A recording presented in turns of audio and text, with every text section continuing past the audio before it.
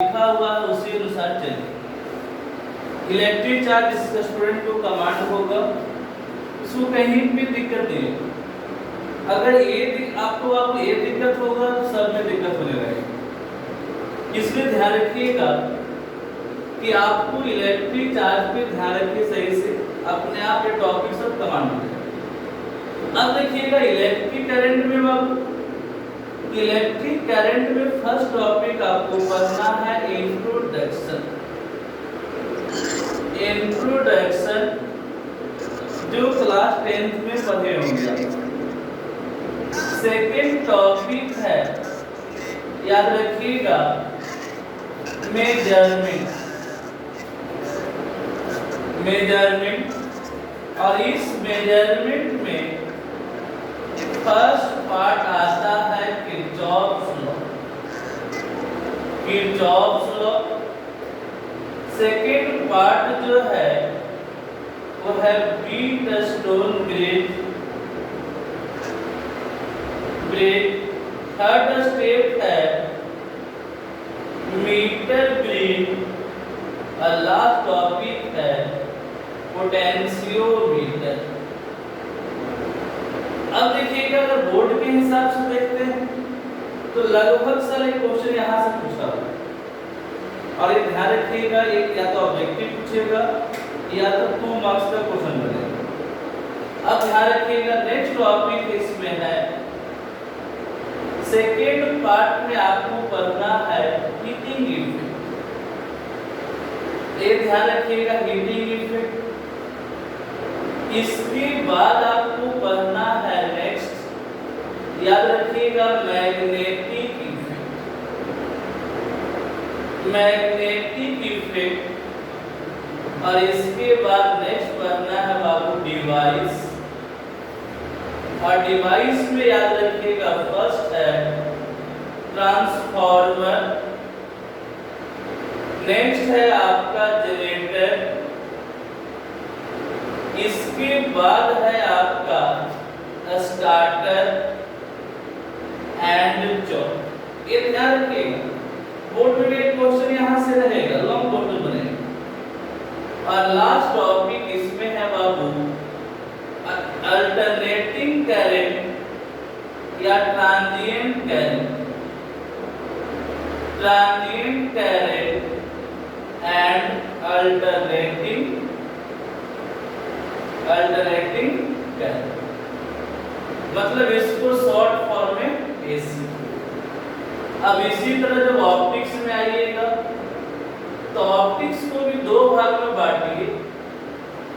जो first part है वो है आपका wave optics. Wave optics. Next part है आपका रे ऑप्टिक्स। ये ध्यान रखिए। अब देखिएगा कि वेव ऑप्टिक्स और रे ऑप्टिक्स, रे ऑप्टिक्स आप लोग ऑलरेडी पढ़ चुके हैं क्लास 10th में। आप पढ़े होंगे बाबू लाइट। लाइट में आप नाम सुने होंगे CBSE board, reflection of light, refraction of light, scattering, beam, इसमें पढ़ना। ध्यान को याद रखिएगा, परावर्तन, अपवर्तन, ये सब आपको इसमें ध्यान मिला होगा। ये आपका वेव ऑप्टिक्स आपके लिए नया है, बट याद रखिए रे ऑप्टिक्स आप सब जानते हैं। और इसमें देखिएगा लास्ट टॉपिक है मॉडर्न फिजिक्स। मॉडर्न फिजिक्स में फर्स्ट पॉइंट पढ़ना है लॉजिक गेट। भी टॉपिक याद रखिएगा, एक क्वेश्चन यहां से आएगा। सेकेंड टॉपिक है सेमीकंडक्टर एंड डिवाइस। अब इसके बाद देखिए, इसके बाद आपका आएगा बाबू कम्युनिकेशन सिस्टम। Communication system. इसके बाद है आपको इलेक्ट्रोमैग्नेटिक वेव। इलेक्ट्रोमैग्नेटिक वेव, ये ध्यान रखिए, ये आपका क्लास 12 याद रखिएगा बाबू, ये आपका सिलेबस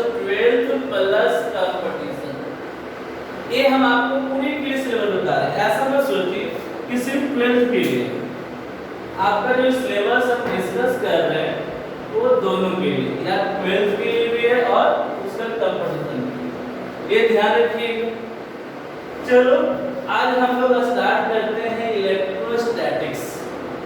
ध्यान रखिएगा, और एक चीज और आप ध्यान रखिएगा, आप नोट्स बनाते जाइए, नोट्स बनाते जाइएगा। ये नहीं कि बाद में सब फिर से बात एक्सप्लेन कीजिए, इसलिए सब नोट्स इसको साथ में बनाते चलो। जल्दी से देख लीजिए, कहीं किसी को दिक्कत। अब देखिएगा,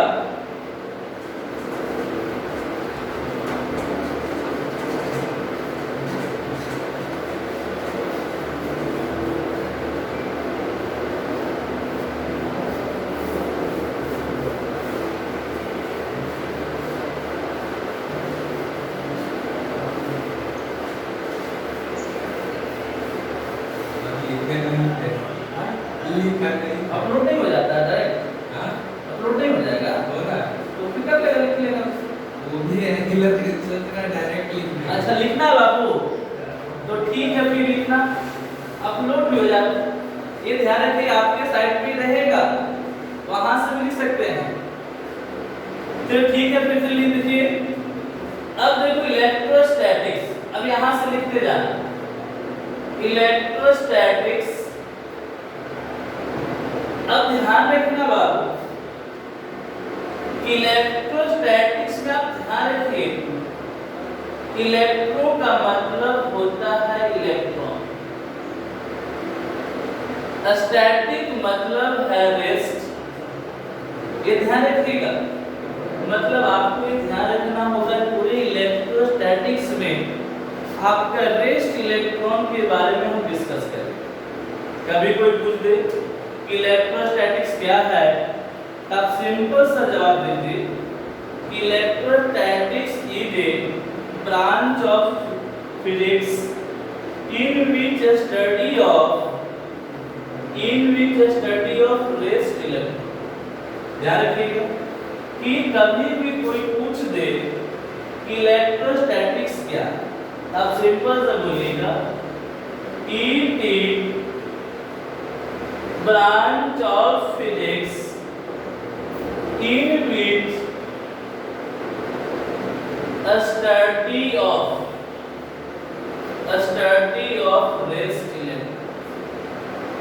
मतलब ध्यान रखिएगा कि इसमें जो स्टडी है, जो हम लोग पढ़ेंगे वो रेस्ट इलेक्ट्रॉन के बारे में। किसके बारे में पढ़ाई कर रहे हैं बाबू? रेस्ट इलेक्ट्रॉन के बारे में, ये ध्यान रखिए। अब आप देखिएगा इसके अंदर हमारे तो आपका चैप्टर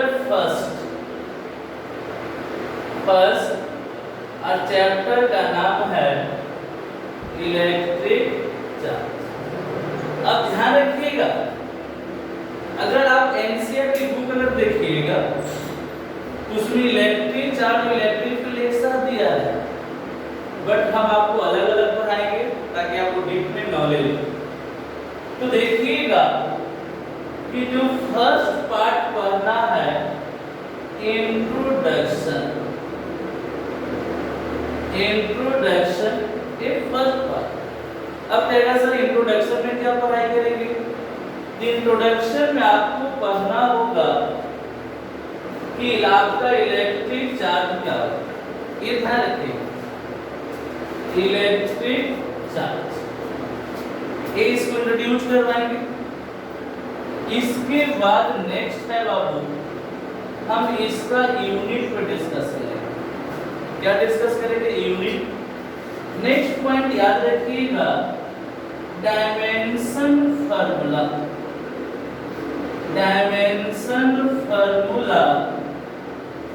इसके बाद याद रखिएगा नेचर।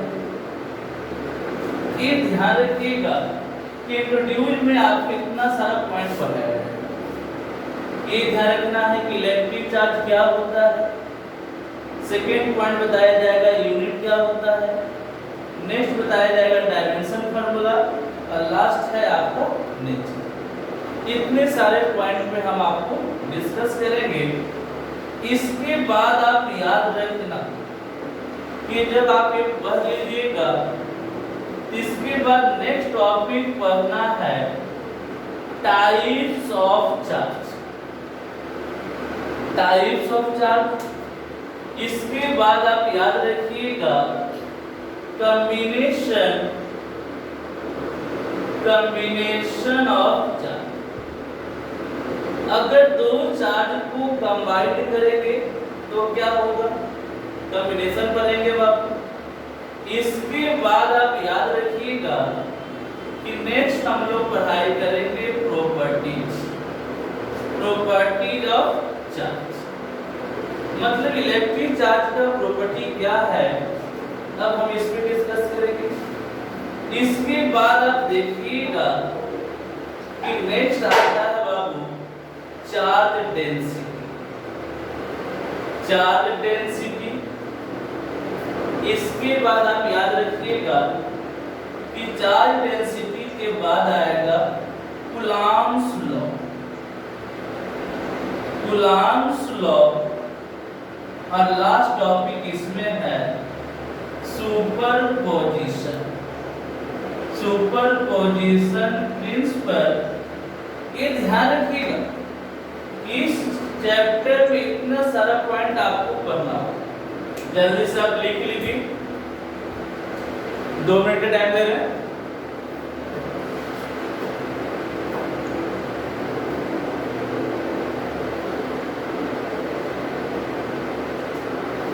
जल्दी से लिखिए।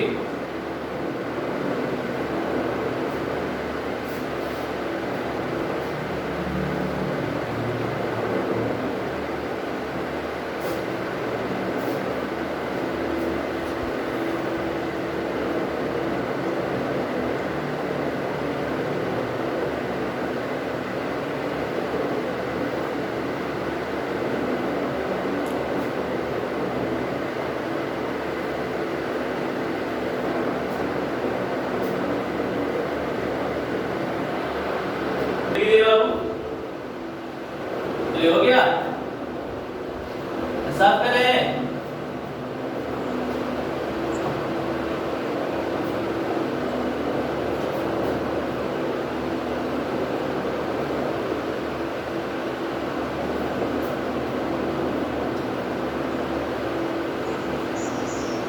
चलिए देखिएगा, स्टार्ट कर रहे हैं वो आगे।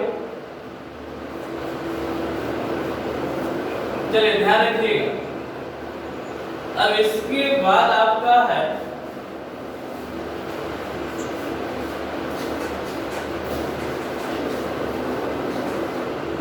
चलिए देखिए, आपका फर्स्ट टॉपिक इलेक्ट्रिक चार्ज।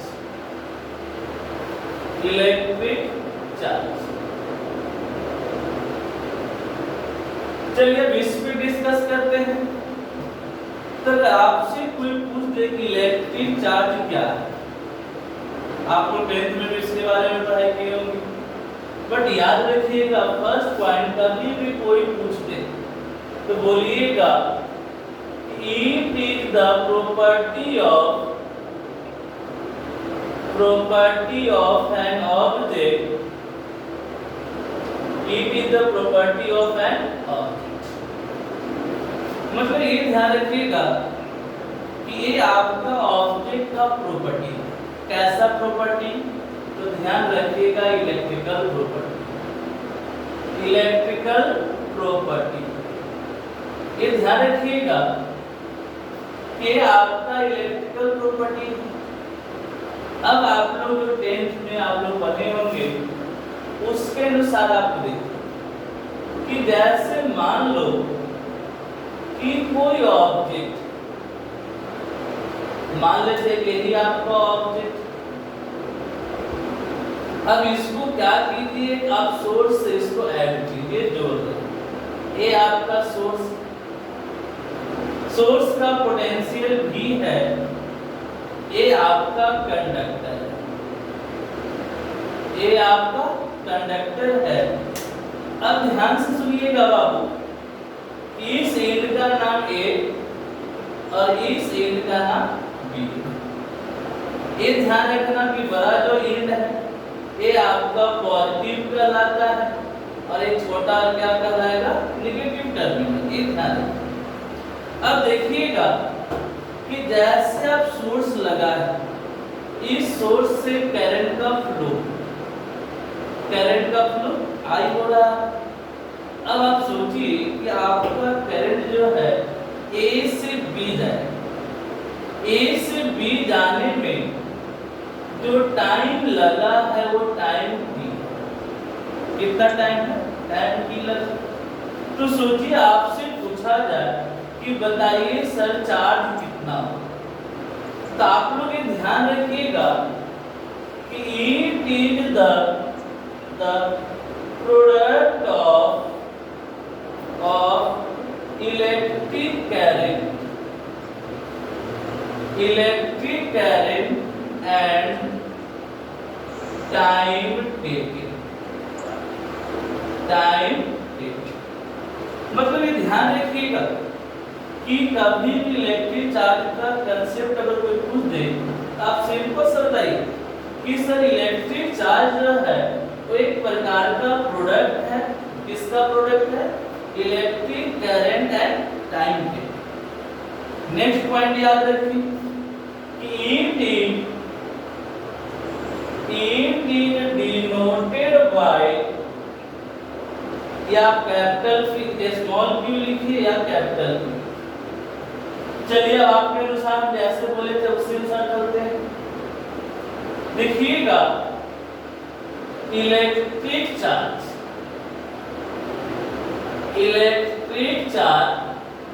अब आप ही लोग बताइए तो क्या लिखा? इट इज द प्रोडक्ट, मतलब यहां लिखिए कि इलेक्ट्रिक करंट इनटू टाइम।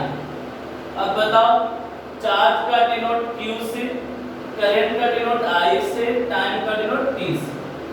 तो यहाँ मिला q I इनटू, ये आपको न्यूमेरिकल के लिए फार्मूला मिला।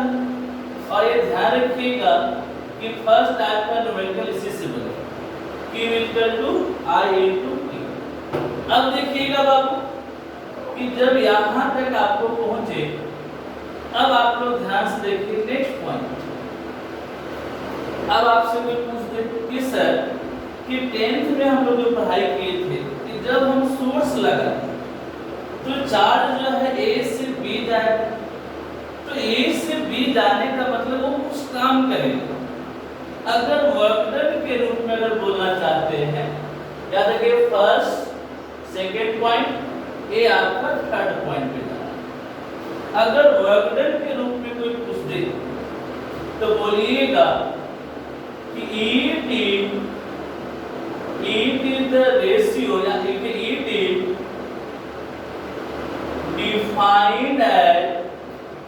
defined as work done per unit potential, जो क्लास 10th में भी था। it is defined as work done per unit potential। अब आप ही बताइए इसको जब लिखें इसके अनुसार चलिए तो बताओ बाबू, electric charge equal to work done, मतलब A से B तक जाने में जो आप काम की, ये ध्यान रखिए कि A से B तक जो गए हैं वो क्या है? Work done. और सोर्स जो लगाए हैं उसका पोटेंशियल B, मतलब ध्यान रखिए पोटेंशियल। अब बताओ अभी जस्ट डिनोट किए थे Q, work done, potential B। तो यहां से बताओ Q is equal to work done by potential. मतलब किसी भी तरीके से कोई न्यूमेरिकल अगर दे तो आप न्यूमेरिकल बना सकते हैं। चलिए अब इसको जल्दी से बताइए, फिर इसके बाद आगे चलते हैं। जल्दी से बताइए बाबू।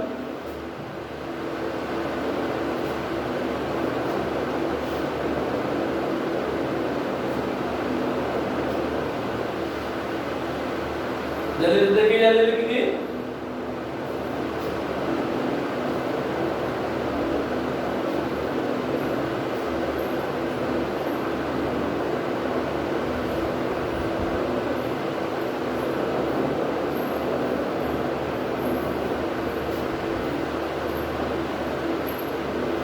जल्दी जल्दी कीजिए।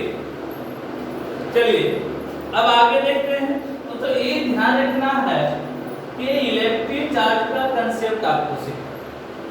अब इसके बाद हम लोग सीखेंगे यूनिट। अब क्या सीखेंगे?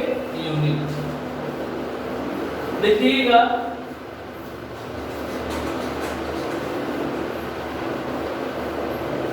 अब इसमें डिस्कस कर रहे हैं यूनिट ऑफ इलेक्ट्रिक चार्ज। 11 में भी सब देखे होंगे, यूनिट एसआई और सीरीज दोनों डिस्कस करें।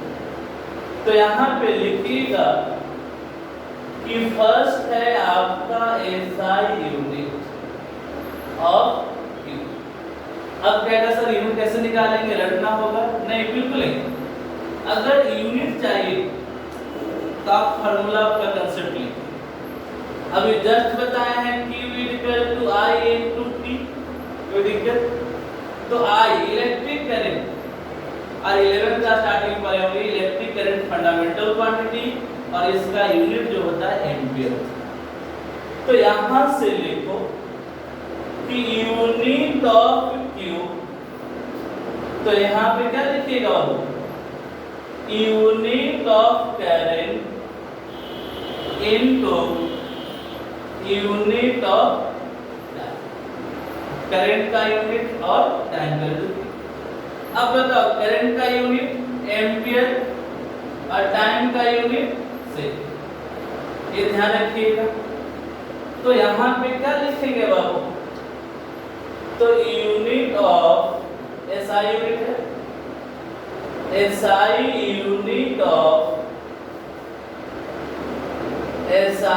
Unit of Q.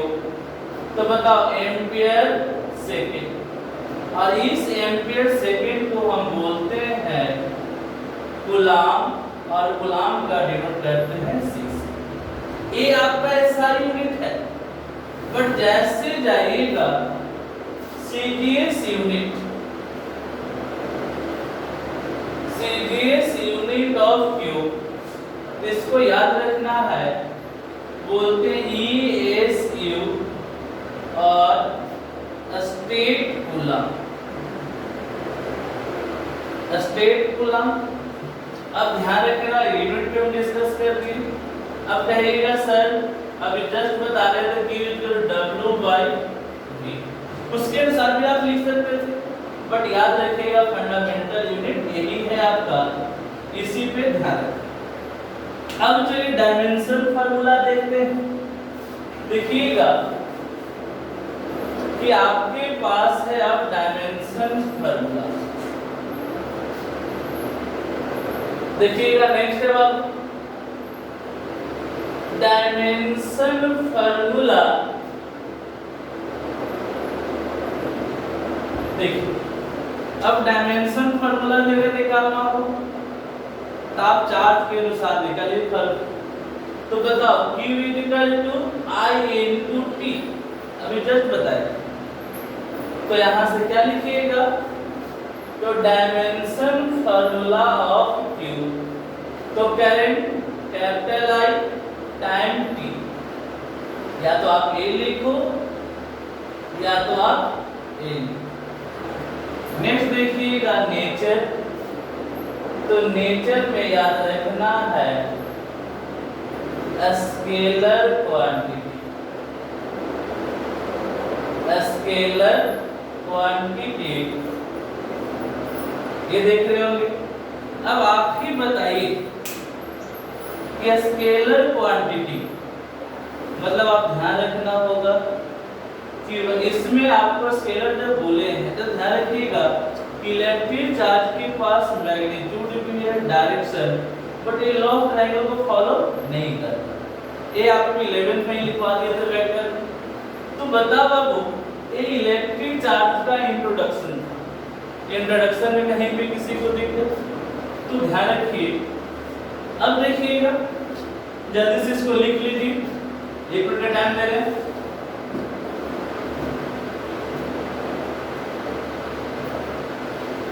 जल्दी से कीजिए बाबू।